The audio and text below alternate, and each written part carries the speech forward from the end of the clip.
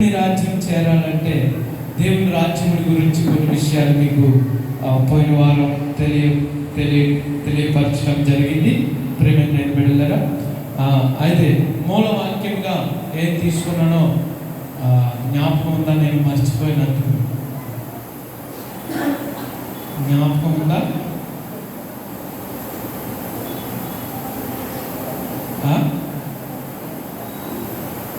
కీర్తన 10:16 ఎవరికైనా జ్ఞాపకం ఉందా? కీర్తన 10:16. ఇప్పుడు అంత సుందరమైన రాజ్యానికి ఎవరు చేరుతారు? ఆమేన్, హల్లెలూయా. ఎవరు చేరతారు? ఒక ఉదాహరణ మీకు చెప్పాలని ఆశపడుతున్నాను. ఒక బ్రిలియంట్ స్టూడెంట్ గొప్ప యూనివర్సిటీలో చదువుతున్నాడంట. ఎక్కడ? గొప్ప యూనివర్సిటీలో చదువుతూ ఉన్నాడంట. చదువుతుంటే వినాలి, నార్మల్ ఇప్పుడు ఒకసారి ఓకే. బ్రిలియంట్ స్టూడెంట్ మంచి యూనివర్సిటీలో, గొప్ప యూనివర్సిటీలో చదువుతూ ఉన్నాడంట. చదువుతుంటే ఆయన like that doctor B R Ambedkar లాగా ఆయన 8 సంవత్సరాల్లో చదవవలసిన కోర్సును 3 సంవత్సరాల్లో చదివేశాడంట. దేవునికి స్తోత్రం కలిగిన గాక. అలా గొప్ప వ్యక్తి గొప్ప యూనివర్సిటీలో చదువుతూ ఉన్నాడంట. చదువుతూ ఉన్నప్పుడు చాలా బాగా ఉంది ఆయన. అయితే ఈయన చదువుతూ ఎగ్జామ్స్ వచ్చినాయి. ఎగ్జామ్స్లో కూడా ఎగ్జామ్ ముందు కూడా ఈయన చదువుతూ ఉన్నాడట. చదువుతూ ఈయన టైం మర్చిపోయి వెళ్ళిపోయాడట. ఈయన చదువుతూ ఎగ్జామ్ ఉంది, ఈయన చదువుతూ టైంని మర్చిపోయాడట. టైం పెద్ద ఎక్కువేం అయిపోలేదు, 5 నిమిషాలు మాత్రమే అయింది. ఈయన తక్కువగా పుస్తకాలు మూత పెట్టేసి వెళ్ళిపోతున్నాడు అన్నమాట పరిగెట్టి. ఆ క్యాంపస్లోనే ఆ గేట్ దగ్గరికి పరిగెట్టుకుని వెళ్ళిపోతున్నాడు. ఈ లోపల గేట్ వేయబడింది. ఈ లోపల ఏమేయబడింది? గేటు వేయబడింది. ఈయన ఆ గొప్ప యూనివర్సిటీలో గొప్ప మేధ. ఆ విద్యార్థులందరికంటే ఈయన ఇప్పుడు ఎవరు? మేధ. రాస్తే ఖచ్చితంగా ఈయనకి ఫస్ట్ బెస్ట్గా ఉంటాడు. కానీ ఇప్పుడు ఏం చేశాడు? లేట్ అయింది. ఏమైంది? గేటు వేయబడ్డాడు. ఈ గొప్పగా చదివి ఈ గొప్ప మేధావితనం పనికొస్తుంది అంటారా? చెప్పాలి. మేధావితనం పనికొస్తుంది అంటారా? పనికొస్తుందా రాదా? ఎందుకని? ఈయన లేట్ అయ్యాడు కాబట్టి. అవునా కదా? అలాగే దేవుని రాజ్యంలో ఈ ఉదాహరణ మీకు ఎందుకు చెప్పానో నేను ప్రసంగంలో మీకు అర్థమవుతుంది అన్నమాట.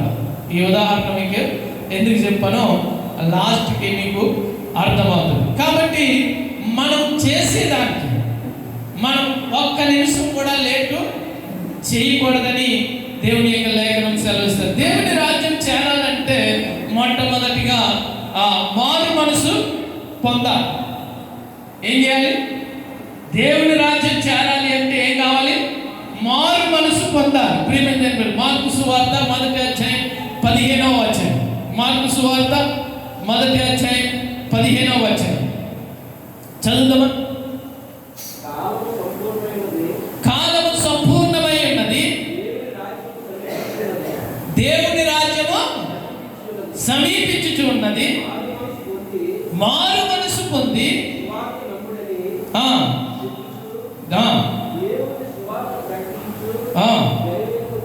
దేవునికి స్తోత్రము కలుగును గాక. ఏం కావాలంటే ఇప్పుడు దేవుని రాజ్యం సమీపముగా ఉన్నది. సమీపముగా ఉన్న మనకు ఇప్పుడు మొట్టమొదటికి ఏం కావాలి? మారు మనసు కావాలి. మారు మనసు ఖచ్చితంగా ప్రతి ఒక్క వ్యక్తికి అవసరమని దేవుని యొక్క లేఖనం సెలవిస్తుంది. ఎటువంటి మారు మనసు కావాలి? ఒకడు కొత్తగా జన్మించే అంత మారు మనసు కావాలి. అందుకని అంటున్నాడు యోహాను సువార్త 3వ అధ్యాయం 3వ వచనం. యోహాను సువార్త 3వ అధ్యాయం 3వ వచనం. యోహాను సువార్త. అందుకు యేసు ఒకడు కొత్తగా జన్మిస్తేనే గాని అతడు దేవుని రాజ్యములో ప్రేమించినప్పుడు ఎలా ఉండాలంట? ఎటువంటి మారు మనసు ఉండాలి? కొత్తగా జన్మించే మారు మనసు ఉండాలి. అతడు కొత్తగా జన్మించగలిగితేనే దేవుని రాజ్యాన్ని చూడగలుగుతాం. ప్రేమించిన లేకపోతే దేవుని రాజ్యానికి అంచుల దాకా కూడా వెళ్ళలేదు. ఈ క్వాలిటీస్ లేకపోతే నేను చెప్పినవి కాదు, నేను రాసినవి కాదు, ఇవి దేవుని యొక్క లేఖనం సెలవిస్తుంది. ఒకడు కొత్తగా మొట్టమొదటి మారు మనసు ఉండాలి. ఒకడు కొత్తగా జన్మించాలి. ఆయన రాజ్యంలో చేరాలి అంటే కొత్తగా జన్మించిన వాడిగా ఉండాలని ప్రభు పేరిట మనం చేస్తున్నాడు. మారు మనసుకు తగిన ఫలాలను ఫలించాలి. ఏం చేయాలంట? ఇవన్నీ కూడా మారు మనసులో మనసుకు తగిన ఫలాలను ఫలించాలి. మత్తయి సువార్త 5వ అధ్యాయము 8వ వచనం ధన్యతల్లో ఉంటుంది. ప్రేమ బిడ్డలారా చూడండి.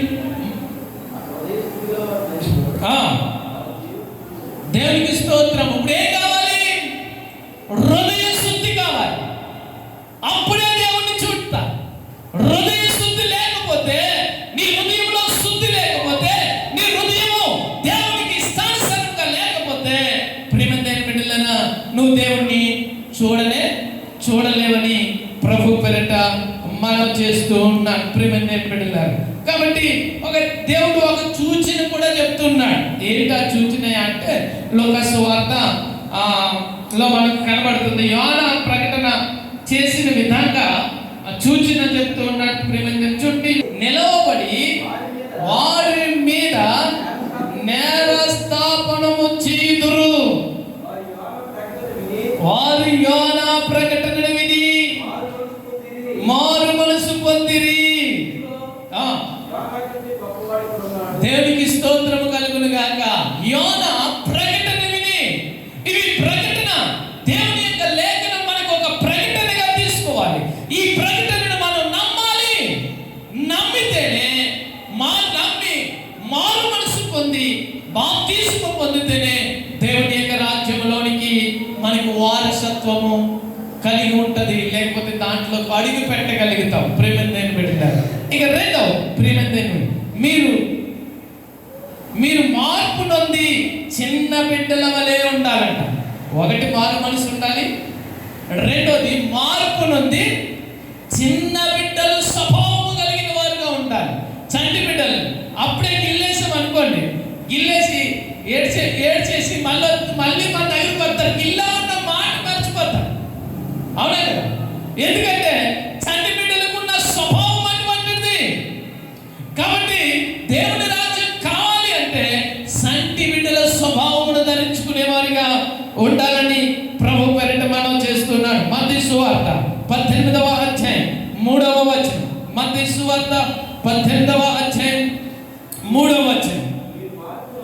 మీరు మార్పు నొంది బిడ్డల వంటి వారినైతేనే గాని పరలోక రాజ్యములో ప్రవేశింపరని ఇక్కడ కూడా ఉంది. ప్రేమదేని బిడ్డలారా, మనకు మార్పు నొందాలి. మార్పు నొంది బిడ్డల వలె స్వభావము ధరించుకుంటేనే కానీ పరలోక రాజ్యములోనికి ప్రవేశించాలని ఖచ్చితంగా చెప్తూ ఉంటాను. అటువంటి మార్పు మనకి కావాలి. ఏదో పై మార్పు కాదు. ప్రేమదేని బిడ్డలారా, పై మార్పు కాదు. ప్రేమదేని బిడ్డలారా, పై మార్పు పైగానే ఉంటది. కాబట్టి ప్రభు సన్నిధిలో కొన్నిసార్లు మనం సినీ హీరోలు మనం చూసామనుకోండి, అబ్బా తెర పైన చాలా నీట్గా అందంగా కనబడతారు. వాళ్ళని రియల్గా చూడండి, ఈయన హీరోయినా కాదా అనుకుంటాం. ఎందుకని మొక్కలంతా బొబ్బులు కొట్టి మొక్కలడిపోయి ఉంటూ ఉంటుంది. రజనీకాంత్ మంచి ఎర్రగా బుర్రగా కనబడతాడా? ఎలా ఉంటాడు? నీగ్రోలా ఉంటాడు. రియల్గా చూస్తే అంత నల్లగా ఉంటాడు. ప్రేమదేని బిడ్డలారా, కాబట్టి ఆ మారు మనసు కాదు, ఆ మార్పు కాదు దేవుడు కోరుకునేది. ప్రేమదేని బిడ్డలారా, ఆత్మీయ మారు మనసు, ఆత్మతో మనసు పొందేవాడిగా ఉండాలి. ప్రేమదేని బిడ్డలారా, అటు రీతిగా మనము ఉండాలని ప్రభు పేరిట మనం చేస్తూ ఉన్నాం. చిన్న బిడ్డల వలె దేవుని రాజ్యమునకు వారు చిన్న బిడ్డల మనస్సు కలిగిన వారిగా ఉండాలి. మార్కు సువార్త 10వ అధ్యాయం 15వ వచనం. మార్కు సువార్త 10వ అధ్యాయం 15వ వచనం.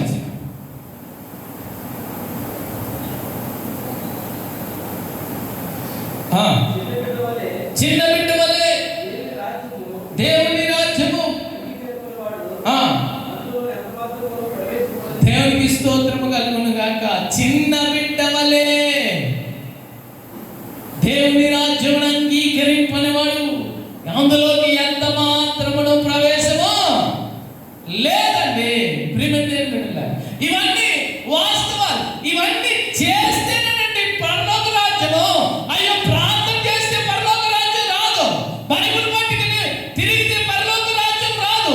ఇవి చేస్తూ బైబిల్ పట్టుకుని తిరగాలి, ఇవి చేస్తూ వాక్యాన్ని ప్రకటించాలి, ఇవి చేస్తూ దేవుని సువార్తను ప్రకటించాలి. ఇవి చేయకుండా అందుకే నేను చెప్తూ ఉంటాడు మత్తయి సువార్తలో, మీరు సోపులోను పుదాలలోను తప్ప మరి దేనిలోను కూడా నాకు దర్శింపాలు వాటిని చేస్తూ వీటిని అనుసరించమని చెప్తూ ఉన్నాడు. అది ఇదే. కాబట్టి నేను పెట్టాను, దేవుని రాజ్యము చేరాలి అంటే ఆసమాసి అని కాదు. నేను పెట్టారా, ఈ చిన్న బిడ్డల వారిలో ఒక్కరినైనా కూడా తునీకరింపకూడదు. ప్రేమించండి. కొన్నిసార్లు మనం ఏం చేస్తామంటే కూతురి బిడ్డను ప్రేమిస్తాం, కొడుకు బిడ్డను ద్వేషిస్తాం. కొడుకు బిడ్డను ప్రేమిస్తాం, కూతురి బిడ్డనే ద్వేషిస్తూ ఉంటాం. అవునా కదా? చిన్న బిడ్డల్లో ఏ ఒక్కరిని ద్వేషించకూడదంట. నేను చెప్పట్లా, వాక్యం చెబుతుంది. ప్రేమించండి బిడ్డలారా, చూడండి మత్తయి సువార్త అదే 18వ అధ్యాయం 10వ వచనం. 18:10.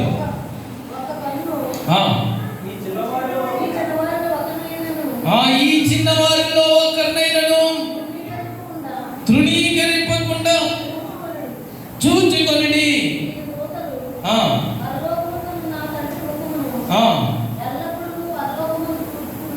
దేవునికి స్తోత్రము కలుగును గాక. హల్లెలూయా. ప్రేమించండి. మీరు దూతలంట పరలోకమును ఎల్లప్పుడూ చూచేవారిగా ఉంటారంట. ప్రేమించండి బిడ్డలా, దేవుని రాజ్యం అంటే ఊరికే వచ్చే మందిరానికి వచ్చినంత మాత్రాన దేవుని రాజ్యం రాదు. ఇవన్నీ చేయాలి. ఉద్యోగం రావాలి అంటే ఎన్నో కష్టపడాలి. ఇది ఉద్యోగం కంటే గొప్పది ఆ రాజ్యము. ఆయన రాజ్యము దానికంటే గొప్పది. ప్రేమించండి బిడ్డలారా, దాన్ని కొనసాగించాలని ప్రభు పేరిట మనం చేస్తున్నాడు. ఒకటి, మారు మనసు పొందాలి. రెండవది, మార్పు నుండి చిన్న బిడ్డల వలె మార్చబడాలి. మూడవది, నీతి క్రియలు చేయాలి. ఏ క్రియలు చేయాలి?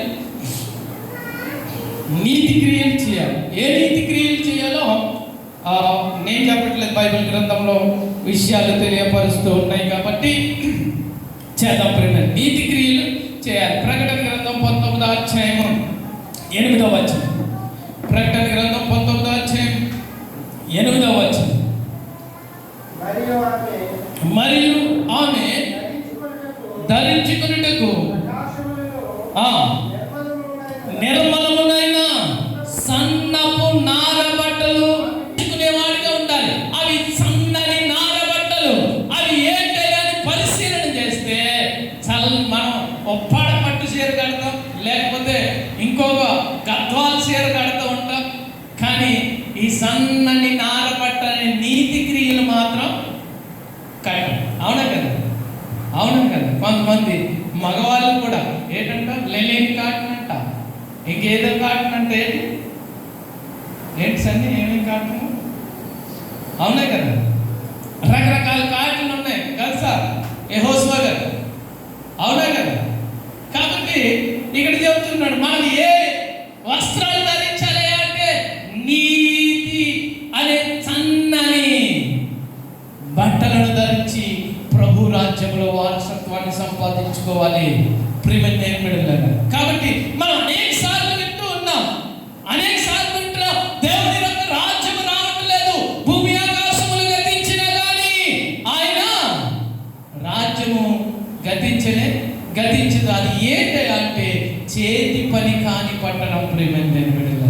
అది చేత్తో చేసే పట్టణం కాదు, తాపి మేకుల చేత కట్టించే పట్టణం కాదు, అది సువర్ణమైన పట్టణం.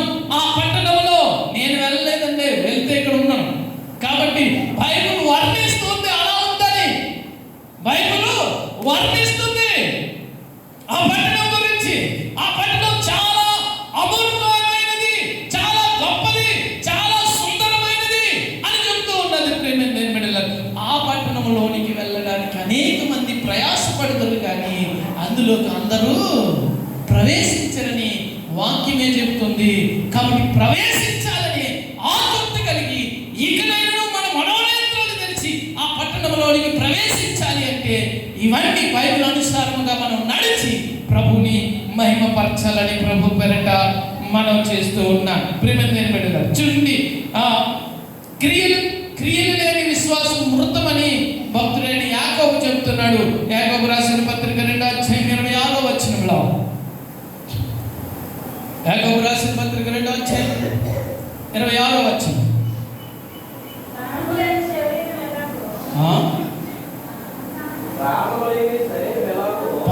ప్రాణము లేని శరీరం ఎలాగో అలాగే క్రియలు లేని విశ్వము కూడా మృతమేనంట. ప్రాణము లేని శరీరము ఎలాగైతే మృతముగా ఉంటుందో, కాబట్టి క్రియలతో కూడిన విశ్వాసం మనకు కావాలి. క్రియలతో ఉండాలి, మనం చేసేది క్రియాపూర్వకంగా ఉండాలి. క్రియలు దేంట్లో చూపిస్తామయ్యా అంటే, అయ్యా ఇచ్చిడిలో చూపిస్తూ ఉంటాం, అందరికీ కనబడాలని. అవి కాదు క్రియలు.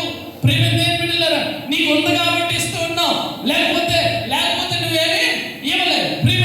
లేనప్పుడు ఇచ్చేవారిగా ఉండాలి. మన హృదయాన్ని దేవునికి ఇచ్చేవారిగా ఉండాలి, మన జీవితాన్ని దేవునికి ఇచ్చేవారిగా ఉండాలి. అప్పుడే ఆ పరలోక రాజ్యంలోనికి వారసత్వాన్ని సంపాదించుకుంటామని ప్రభు పేరిట మీకు తెలియపరుస్తూ ఉన్నాను. ప్రేమైన బిడ్డలారా, చూడండి, అందుకని అంటున్నాడు భక్తుడైన ఇర్మియా చెబుతున్న మాట ఏంటి? మీ క్రియలను చక్కపరుచుకునుడి. ఎలా చేయాలంట? మన క్రియలంట చక్కపరుచుకోవాలంట.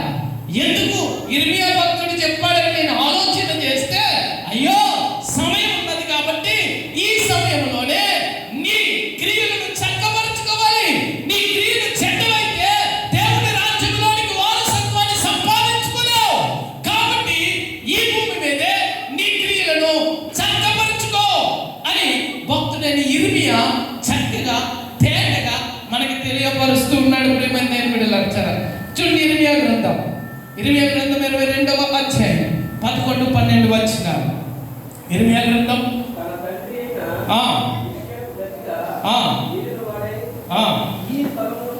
ఈ స్థలము నుండి వెళ్ళిపోయిన యోధా రాజు అయిన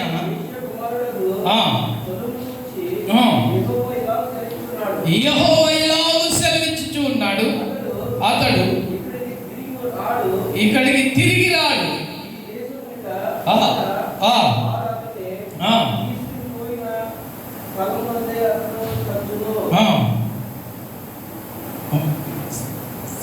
ఏం చదవాలి? ఇర్మియా 22వ అధ్యాయము,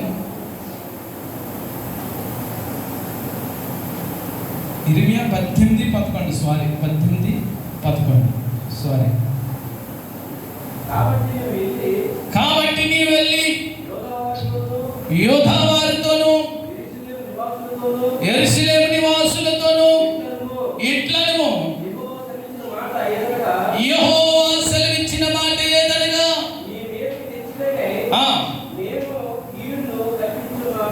నీ మీదికి తప్పించుచూ ఉన్నాను. దేవుడు చెబుతూ ఉన్నాడు. ఏం చెప్తున్నాడు అంటే, నా దృష్టికి కీడు చేసిన ఎడల దానికి చెందవలసిన మేలును గూర్చి నేను సంతాపపడుదును. కాబట్టి అక్కడ చెబుతూ ఉన్నాడు 11, కాబట్టి నీవు వెళ్ళి యోధా వారితోనూ యెరూషలేము నివాసులతోనూ ఇట్లను యెహోవా సెలవిచ్చిన మాట ఏదనగా, మీ మీదికి తెచ్చుటకై నేను కీడును కల్పించుచూ ఉన్నాను.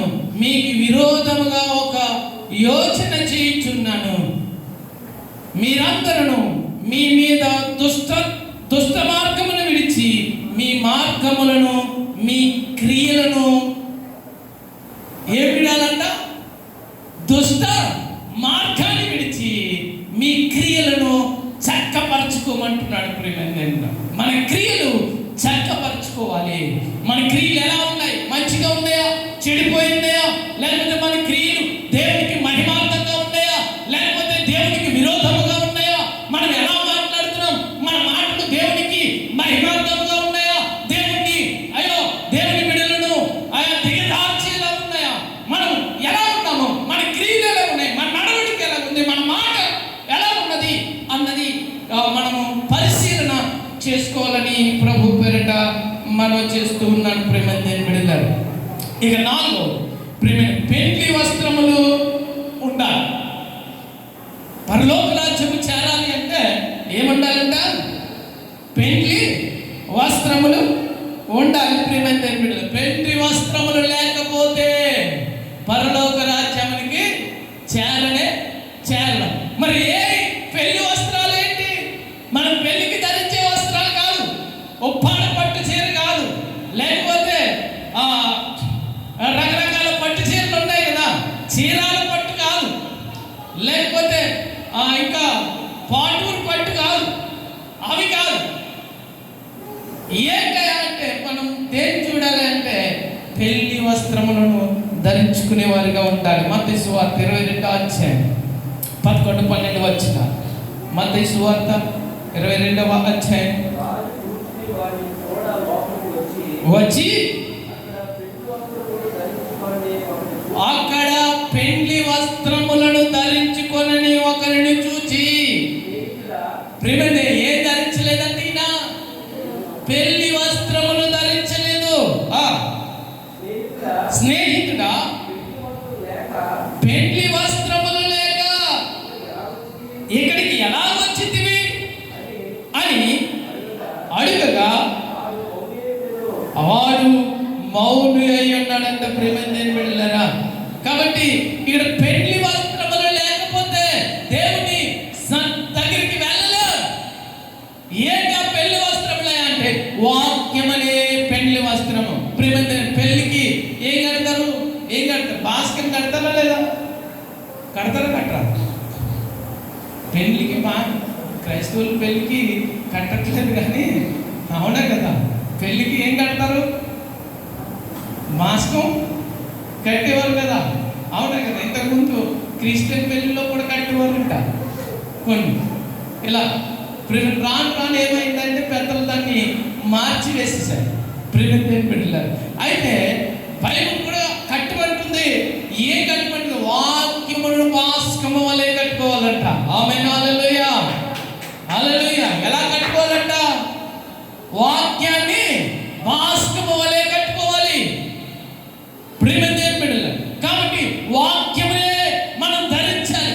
వాక్యాన్ని వస్త్రాన్ని మనం ధరించాలి. వాక్యమనే పెళ్లి వస్త్రాన్ని మనం ధరించినప్పుడు ప్రియమైన దేవుని యొక్క రాజ్యంలోనికి మనం ప్రవేశిస్తామని ప్రభు పేరిట మనం చేస్తున్నాడు. పెళ్లి కుమార్తె సిద్ధపడి ఉండాలి. పెళ్లి కుమార్తె మన పురుషులైనా స్త్రీలైనా ప్రభు రాకడలో పెళ్లి కుమార్తెమే. నేను పురుషుడండి, పెళ్లి కుమార్తెని ఎలాగవుతున్నాయి అంటే సంఘము వధువు సంఘముగా మార్చబడింది, పెళ్లి కుమార్తెగా మార్చబడింది. మనము ఆ సంఘములో ఉన్నాం కాబట్టి వరుడు యేసయ్య, వధువు మనం. ఆయనతో మనం వెళ్ళాలి అంటే, ఆయన చేయి పట్టి నడవాలి అంటే, ఆయనని వెంబడించాలి అంటే ప్రియమైన కొన్ని క్వాలిటీస్ కలిగి ఉండాలి. ఆ క్వాలిటీస్ ఈ భూమి మీదే సంపాదించుకోవాలని ప్రభువు యొక్క లేఖనము సెలవిస్తుంది. ప్రియమైన బిడ్డలారా, పెళ్లి కుమార్తె సిద్ధపడి ఉండాలి. చూడండి, ప్రకటన గ్రంథం 21వ అధ్యాయం, ప్రకటన గ్రంథం 21వ అధ్యాయం 2వ వచనం.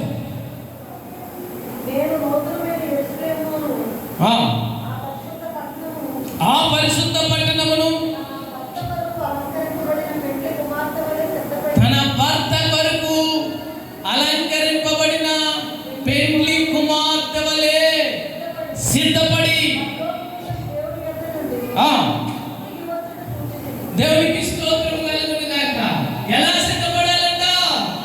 తన భర్త కొరకు, పెళ్లి కూతురు తన భర్త కొరకు ఎలా అయితే సిద్ధపడుతూ ఉంటుందో, మనం యేసయ్య కొరకు, దేవుని రాజ్యం కొరకు అలా సిద్ధపడిన వారిగా ఉండాలని దేవుని యొక్క లేఖనం సెలవిస్తుంది. ప్రేమని నిర్మిడులారు, తెల్లని వస్త్రములు వారిలో ప్రతి వానికి కలిగి ఉండాలి.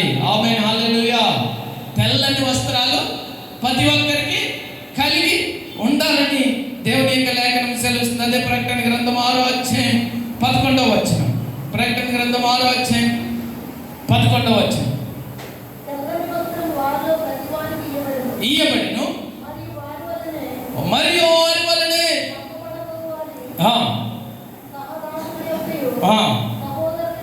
సహోదరుల యొక్కయు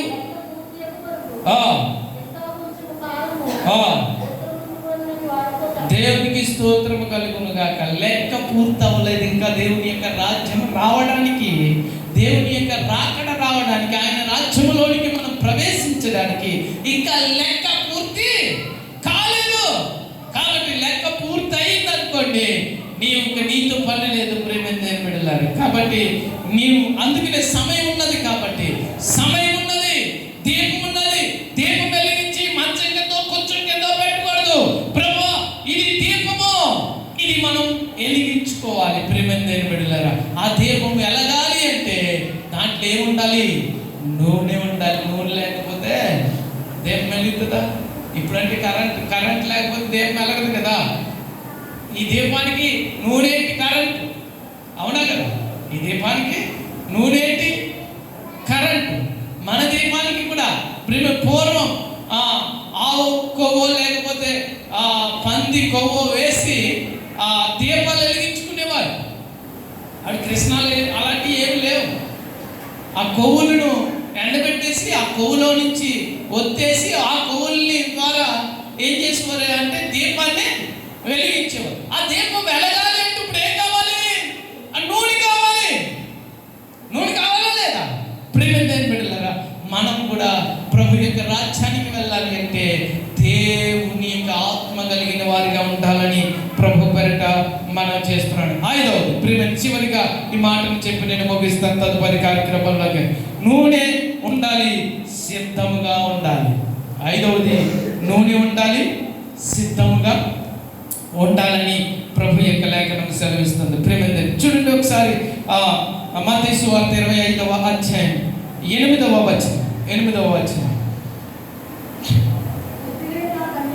బుద్ధి లేని ఆ కన్యకలు మా దివిటీలు ఆరిపోయినవి కనుక మీ నూనెలే కొంచెము మాకీయుడని బుద్ధి గల వారిని అడిగిరి. వీళ్ళకి నూనె లేదు, కొంతమందికి నూనె లేదు. వీళ్ళు వెళ్ళారు, అక్కడికి వెళ్ళి మీ నూనెలో కొంచెం నూనె ఏమంటే ఆ సందర్భం, అయ్యా నా దగ్గర ఉంది నూనె, నీకు నాకు సరిపోదు. ఆ పెళ్లి కుమారుడు ఎప్పుడు వస్తాడో తెలియదు, వచ్చేదాకా ఈ నూనె పోసుకోవాలి. ఈ నూనె పోసుకుంటే నేను ఆయన రాగానే నేను ఆయనతో కలిసి వెళ్ళిపోతాను. ఒకవేళ నీకు నాకు ఈ నూనె సరిపోదు. ప్రేమతో ఏం పెడలేరా? ఇదంతా దేనికి చెప్తున్నాడంటే, క్రూరమైన అమ్మాయ మా తల్లి నా కొరకు, నా కుటుంబం కొరకు ప్రార్థన చేస్తుంది కాబట్టి నా తల్లి సింగటికి వెళ్ళిపోతాను. ఇది మనం చెప్పుకునే కల్పిత కథలు కాదు, బైబిల్ కల్పిత కథలు కాదు. ప్రేమతో ఏం పెడతారు?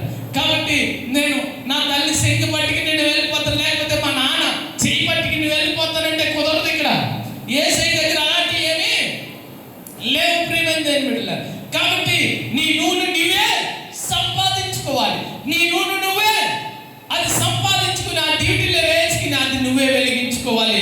నీ జీవితం నీది. యేసయ్య దగ్గరికి ఇస్తావా, లోకములో వ్యర్థంగా కనిపెడతావా అన్నది నీకే విడిచిపెడుతూ ఉన్నాం. ప్రియమైన బిడ్డలారా, చూడండి అదే మత్తయి సువార్త 10వ వచనాన్ని కూడా ఒకసారి చదువుదాం. 10వ వచనం. వారు కనబోవచ్చు ఉండగా, వాళ్ళు కొంటుండగా ఏమైపోయాడంట? పెళ్లి కుమారుడు వచ్చాడు. సిద్ధపడి ఉన్నవారు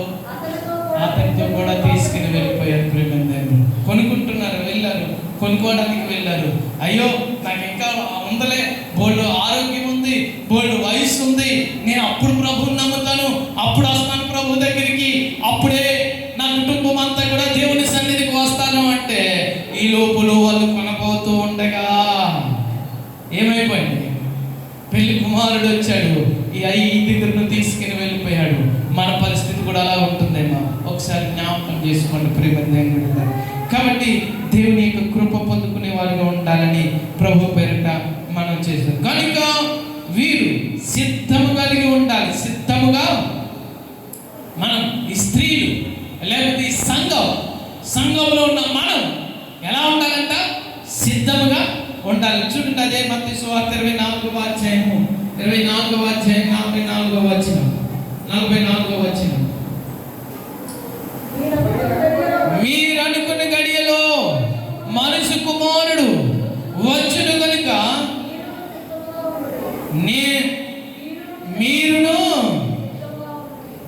మీరు అనుకున్న ఏ గడియలో వస్తాడో దేవుడు మీకు చెప్తాడు. కాబట్టి మనం ఇప్పుడు ఏం చేయాలి? సిద్ధం కలిగి ఉండాలి, సిద్ధపాటు కలిగి ఉండాలి. ఆ సిద్ధం మనం కలిగి ఉన్నప్పుడు ఖచ్చితంగా పరిశుద్ధాత్మ దేవుడు కృప చూపుతాడని ప్రభు పేరిట మనం చేస్తున్నాడు. ఇక చివరిగా ప్రేమదేని బిడ్డలారా, తన ఇంటి వారు రక్షణ కొరకై నోవహు ఏం సిద్ధం చేసుకున్నాడు? వాడని సిద్ధం చేసుకున్నాడు. ప్రేమదేని బిడ్డలారా, నీ కుటుంబం కొరకు వాక్యం అనే వాడ ఆల్రెడీ నీ చేతుల్లో ఉంది. నువ్వు సిద్ధం చేసుకుంటావా లేకపోతే ఏం చేస్తావా? ప్రేమదేని బిడ్డలారా, ప్రతి ఒక్కటి నీ చేతుల్లోనే ఉంది. ఆయన రాజ్యంలోనికి వెళ్ళాలి అంటే ఖచ్చితంగా ఇవన్నీ నీలో క్రైస్తవురాలుగా కలిగి ఉండాలని ప్రభు పేరిట మనం చేస్తున్నాం. హెబ్రీయులకు రాసిన పత్రిక చివరికి మాటలు చదువుకుని తదుపరి కార్యక్రమంలోనికి వెళ్ళిపోదాం. హెబ్రీయులకు రాసిన పత్రిక 11వ అధ్యాయం 7వ వచనం. విశ్వాసమును బట్టి నోవహు అది వరకు చూడని సంగతులను గూర్చి దేవుని చేత హెచ్చరింపబడి భయభక్తులు గలవాడై తన ఇంటి వారు ఎవరు భయభక్తులు కలిగి ఉన్నాడంట? దేవుని భయభక్తులు కలిగి ఉన్నాడు. ప్రేమదేని బిడ్డలారా, తన ఇంటి వారి రక్షణ కొరకు వాడని సిద్ధము చేసినట్లుగా నీ కుటుంబం కొరకు వాక్యం సిద్ధం చేసి ఉంచాడు. దేవుడే సిద్ధం చేసి ఉంచాడు. ఆ వాక్యాన్ని ప్రకటించగలుగుతున్నావా? దేవుని సన్నిధికి అటు రీతిగా నీ పిల్లలు నడిపించగలుగుతున్నావా అన్నది జ్ఞాపకం చేసుకోవాలని ప్రభు పేరిట మనం చేస్తూ ఉన్నాను. ప్రేమదేని బిడ్డలారా, దేవుని రాజ్యంలోనికి చేరాలి అంటే ప్రేమదేని బిడ్డలారా, మారు మనసు పొందాలి. రెండవది, మీరు మార్పు నొంది చిన్న బిడ్డల వలె ఉండాలి. మూడవది, నీతి క్రియలు కలిగి ఉండాలి. నాలుగవది, పెండ్లి వస్త్రములు కలిగి ఉండాలి. ఐదవది, నూనె ఉండాలి, సిద్ధపాటు ఉండాలి. ప్రేమదేని బిడ్డలారా, నూనె ఉండాలి, సిద్ధపాటు ఉండాలి. ఇటు రీతిగా ప్రేమదేని బిడ్డలారా, నీ భక్తి జీవితంలో ఇవన్నీ ఉన్నప్పుడు ఖచ్చితంగా ఆయన రాజ్యంలోనికి మనం ప్రవేశించగలుగుతాం. ఏమీ లేకుండా సెల్ ఫోన్ దగ్గర పెట్టుకుని సెల్ ఫోన్ చూస్తూ ఒక ఆదివారమే పాటల పుస్తకం తిరిగేసి, ఒక ఆదివారమే బైబిల్ తిరిగేసి, ఒక ఆదివారమే ఇవన్నీ తిరిగేస్తే ప్రేమదేని బిడ్డలారా, దేవుని రాజ్యం మనకి సమీపంగా ఉండదు. దేవుని రాజ్యం కావాలి అంటే దినమంతా కూడా దేవుని సన్నిధిలో దేవుని మహిమపరిచేవారిగా ఉండాలి, దేవుని ఘనపరిచేవారిగా ఉండాలి. ప్రభువా, నేను కదా రోజంతా ఈ 6 రోజులు సెల్ ఫోన్ వదలను, కళ్ళు పోయినా వదలం, వాక్యం సెల్ ఫోన్ వదలనే. ప్రియమైన బిడ్డలారా, ప్రభు చెప్తూ ఉన్నాడు, ప్రభు సన్నిధిలో ఉన్న నీవు నేను కూడా ప్రియమైన బిడ్డలారా. కాబట్టి ఒకటి, మారు మనసు పొందాలి. ప్రార్థన చేసుకుందాం కొన్ని నిమిషాలు. ప్రియమైన బిడ్డలారా, ప్రార్థన